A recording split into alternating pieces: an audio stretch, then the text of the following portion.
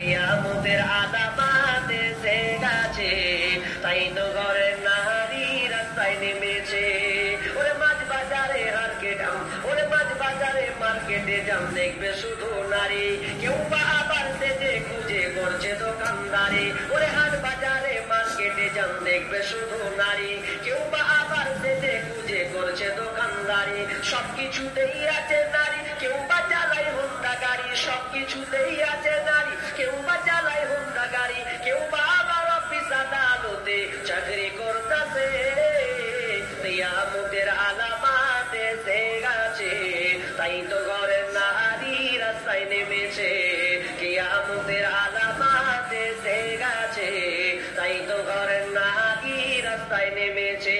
ওরে নারী রূপে নারী বসাই কলঙ্কেরই দাগ, কারণ তারা চলতে চায় সমান করে ভাগ। ওরে নারী রূপে নারী বসাই কলঙ্কেরই দাগ, কারণ তারা চলতে চায় সমান করে ভাগ। আর স্বামীর কথা শুনবো না, বদ্ধ ঘরে থাকবো না, ইসলামের কথা শুনবো না, বদ্ধ ঘরে থাকবো না, তাই তো বুবু চলতে গিয়ে ধরছে যা হয়েছে। কিয়ামতের আলামত এসে গেছে, তাই তো ঘরের নারী রাস্তায় নেমেছে। কিয়ামতের আলামত এসে গেছে, তাই তো ঘরের নারী রাস্তায় নেমেছে। আজকালকার মেয়েরা পুরুষকে তোয়াক্কা করে না। আগেকার নারী হলে অন্তত দাদি নানি যারা ছিল তারা দেখবেন, এমন সময় একটা ছিল পুরুষ দেখলে তারা নিজের হেরা আপনার কিনা আর হয়ে যেত। কিন্তু এখনকার মেয়েরা আর তো দূরের কথা, বরং তার সৌন্দর্যকে আর বহিঃপ্রকাশ করার জন্য, পুরুষদেরকে খেয়াল করার জন্য তাদের লজ্জা স্থান তো দূরের কথা, তাদের যতগুলো সরঞ্জাম প্রয়োজন আছে, প্রয়োজনে সে দেখাতে দ্বিধাবোধ বোধ করে না। এক কথা লজ্জা বিহীন নিয়ে তারা রাস্তায় চলাফেরা করে। অথচ বিশ্বনবীর সবাই দুজন বিবি, আপনার আসমা এবং মাইমুনা, আসমা এবং মাইমুনা তারা 200 দিন, আসমা এবং মাইমুনা তারা 200 দিন আল্লাহ রাসূলের সামনে এসে গল্প করছেন, বাড়িতে গল্প করেছেন। আসমাও আছেন একজন বিবি, মাইমুনা দুজন বিবি, দুইজন বিবি আল্লাহ রাসূলের সঙ্গে গল্প করছেন, স্বামীর সঙ্গে কথা বলছেন। এমন সময় আপনাকে আব্দুল্লাহ ইবনে উম্মে মাকতুম একজন অন্ধ সাহাবী এসে আল্লাহ রাসূলের কাছে আসলেন। আসার কেন কিছু পরামর্শ নেবেন, হয়তো কিছু কথা বলবেন, এই জন্য আব্দুল্লাহ আসলেন। আসার পর উম্মে মাকতুম এসে আসলেন কিছু কথা বলার জন্য। এমন সময় আল্লাহ রাসূল বললেন, ও বিবিরে, তোমরা নিজের কাপড়কে কন্ট্রোল করো, তোমরা পর্দার সহিত তোমরা হয়ে যাও, কারণ স্বামীর সঙ্গে বেপর্দা হবে, স্বামীর সঙ্গে যেমন ইচ্ছা তেমন সাজতে পাবে, বিপর্দা হবে, এটা স্বামী স্ত্রীর ব্যাপার, এতে কোনো সমস্যা নাই। কিন্তু ওই সময় তো অন্ধ সাহাবী ইবনে উম্মে মাকতুম যখন ঢুকে গেল, তখন বললো, ও আমার বিবিরা, তোমরা তোমার কাপড়কে তোমরা গোছিয়ে নাও, কন্ট্রোলে রাখো। তখন দুজন বিবি বলছে, ইয়া রাসূলুল্লাহ, আব্দুল্লাহ তো অন্ধ ব্যক্তি, ও তো আমাদের দেখতে পাবে না, ও তো অন্ধ, কিছু তো দেখতে পাই না, ওর সামনে কেন করবো? তখন বিষ্ণু বলছে, বিবিরে, খবরদারি কথা বলো না, বরং তোমরা ওই নেই অন্ধ, ওই সাহাবী অন্ধ, কিন্তু তোমরা তো আর অন্ধ নাও, বরং তোমরা তাকে দেখতে পাচ্ছ, এই জন্য ও দেখতে না পেলে তুমি যেহেতু ওদেরকে দেখতে পাচ্ছ, এই জন্য তোমরা তোমার দেহকে, কাপড় আপ্রুকে তুমি ঢেকে নাও। অন্ধর সামনেও পর্দা করা লাগবে বাবা, আপনি অন্ধর সামনে আপনাকে পর্দা করতে হবে। কিন্তু অন্ধ তো দূরের কথা, ভাই কোথায় খালাতো ভাই, আরে খালাতো বোন, দেশ পড়লো আসলো, বলো খালাতো বোনকে বলছে চলো না মেলা গিয়ে ঘুরে আসি, অ্যাকশন নিয়ে নিল, একদম সঙ্গে সঙ্গে ঘুরে চলে এলো। এটার নাম পর্দা। তাহলে পর্দা করতে আপনাকে শিখতে হবে। পর্দার গর্দান উড়িয়ে দিয়েছি আমরা। আজকে বর্তমান মেয়েরা বলছে পর্দায় কেন থাকতে যাব, ইসলামের মন মতন চলবো না। যেই নারীরা বলেছে ইসলামের মন মতন চলবো না, সেই নারী আজকে বর্তমানে লাঞ্ছিত হয়েছে, পদতলিত হয়েছে, তারাই আজকে ধর্ষণ হচ্ছে। কারণ বর্তমানে বুদ্ধিজীবী যারা বুদ্ধিজীবী, যারা বলছে সমাজ সংস্করণ করছে, তারা বলছে মেয়েদেরকে ঘরে তালাবন্দি করে রেখেছে। কোরআন কিন্তু বলছে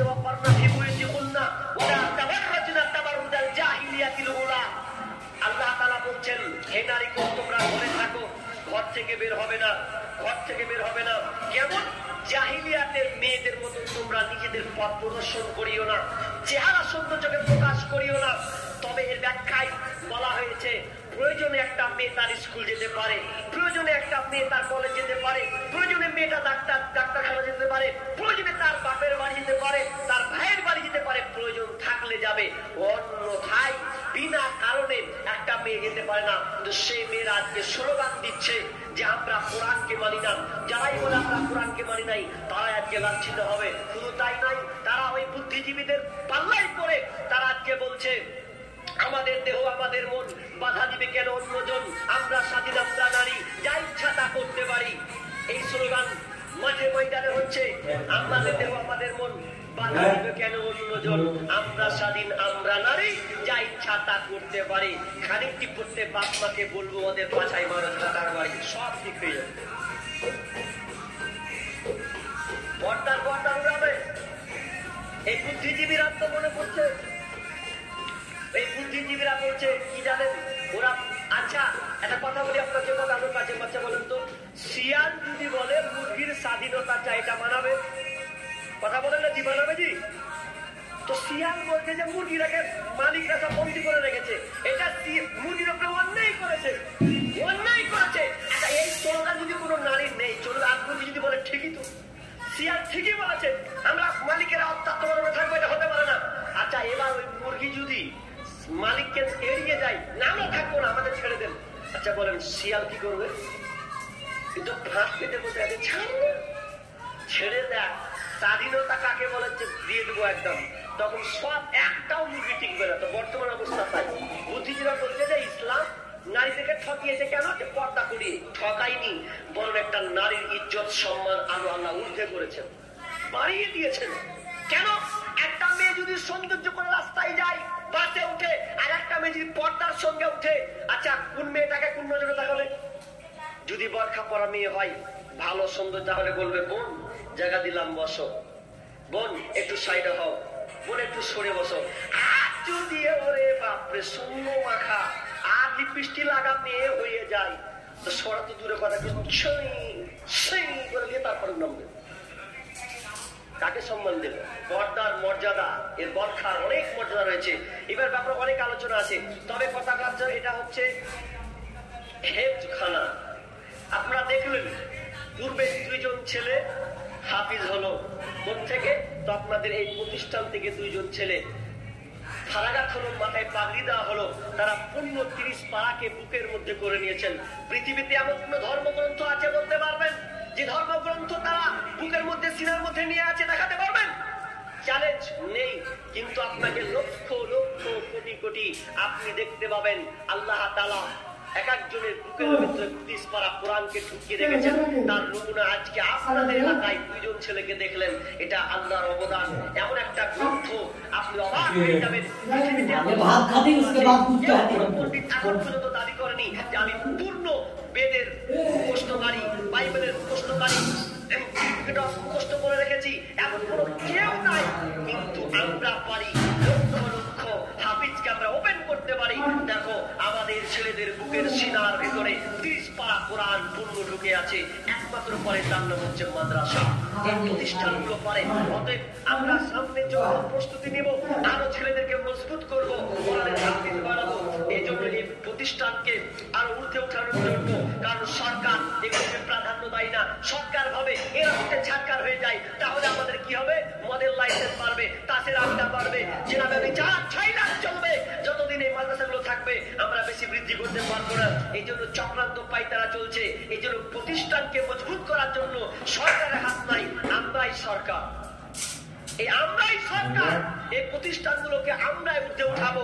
আল্লাহ তাআলা আমাদেরকে যতটুকু সামর্থ্য দিয়েছে, এই সামর্থ্য অনুযায়ী নিজের খেটে খাওয়া উপার্জন থেকে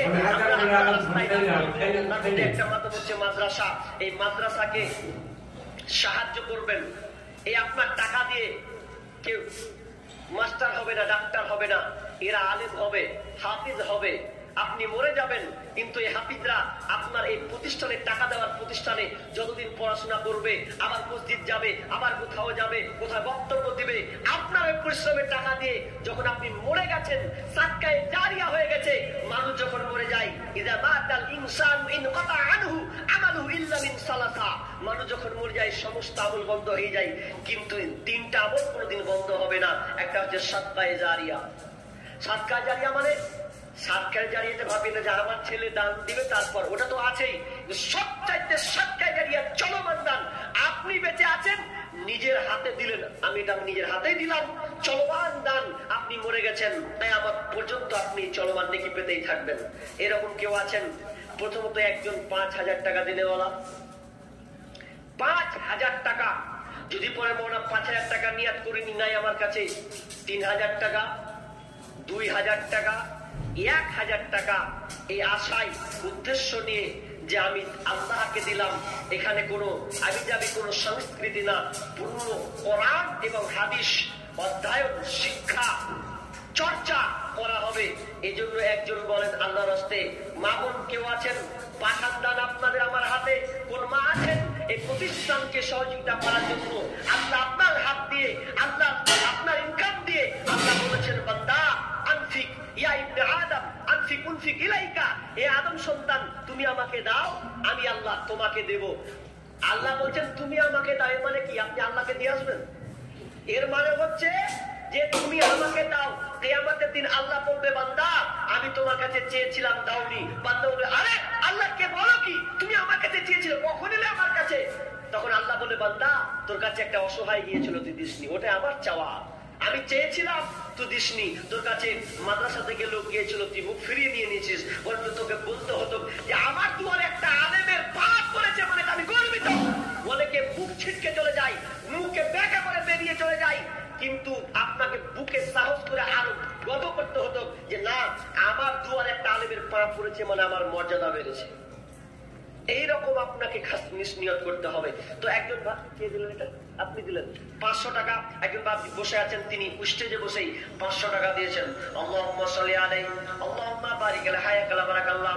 রব্বুল আলামিন 500 টাকা দিয়েছেন। কি উদ্দেশ্যে দিয়েছেন জানি না। রব্বুল আলামিন তুমি অন্তরে জামি, তুমি আলিম বিজাতিস সুদূর। আল্লাহ যে নিয়তে দানটা করেছেন মাবুদ রে, এই দানটাকে তুমি কবুল করে নাও। রব্বুল আলামিন যতদিন থাকবে আল্লাহ তুমি ওনাকে সহি সালামতে রাখিও, হেফাজতে রাখিও, সংসারে শান্তি বইয়ে দিও, রুজি রোজগারে বরকত দিও, বালা মুসিবত দূর করে দিও।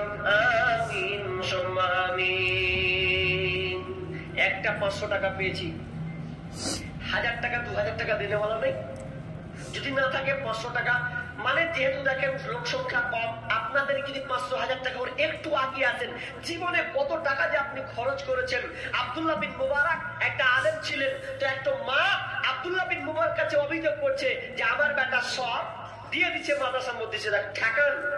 আরেকজন ভাই 500 টাকা দিয়েছেন। আল্লাহুম্মা সাল্লি আলাইহি আল্লাহুম্মা বারিক আলা হায়াকালা বারাকাল্লাহ। আল্লাহ দানকে কবুল করে নাও, যে উদ্দেশ্যে দিয়েছে আশা পূর্ণ করে দাও, বালা মুসিবত দূর করে দাও। আল্লাহ জ্ঞানে ইলমে বারাকা দান করিও। আল্লাহুম্মা ফাক্কিহু ফিদ্দীন। আমিন সুম্মা আমিন।